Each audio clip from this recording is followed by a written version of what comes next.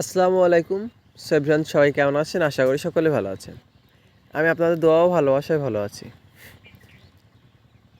আমাদের ক্ষেতের ভিতরে পানি দেখে আসলে ভাবতে পারেন যে কুল এখন তো শেষ, এই মৌসুমে কি পানি দেওয়া ঠিক হয় বা পানি দেওয়া যায়? আসলে তাদের উদ্দেশ্যেই বলি, আমাদের এখন প্রায় প্রত্যেকটি গাছে কুল শেষ।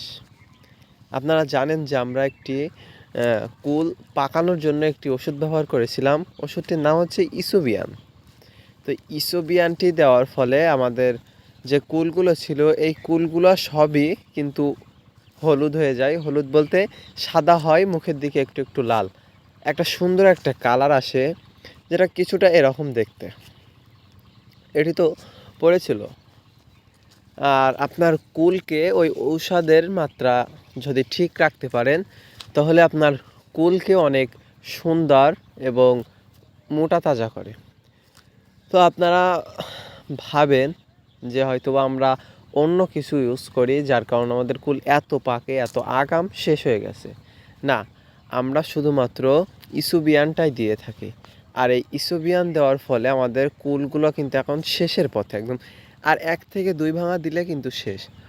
যার জন্য ছোট কুল আছে বা এই কুলগুলো আমরা আরও একটু টানানোর জন্য বা মোটা করার জন্য ক্ষেতে কিন্তু আজকে পানি দিয়েছি। হয়তো বলতে পারবেন যে ক্ষেতে পানি দেওয়ার সাথে সাথে গোড়ায় কিছু কিছু সার আছে কেন? এই সার দেওয়ার কারণ হচ্ছে, দেখতে পাচ্ছেন যে ক্ষেতে কিন্তু এখনও গুড়ি গুড়ি গুড়ি গুড়ি কিছু ছোট ছোট কুল রয়ে গেছে।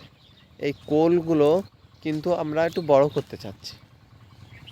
এই গাছগুলোই দেখেন, এই গাছগুলোই কুলগুলো বড় করার জন্য আমরা এই ক্ষেতে পানি দিয়েছি।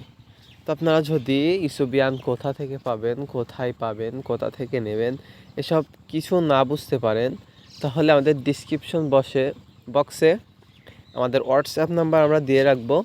আপনারা চাইলে ওখান থেকে নিতে পারেন। ধন্যবাদ।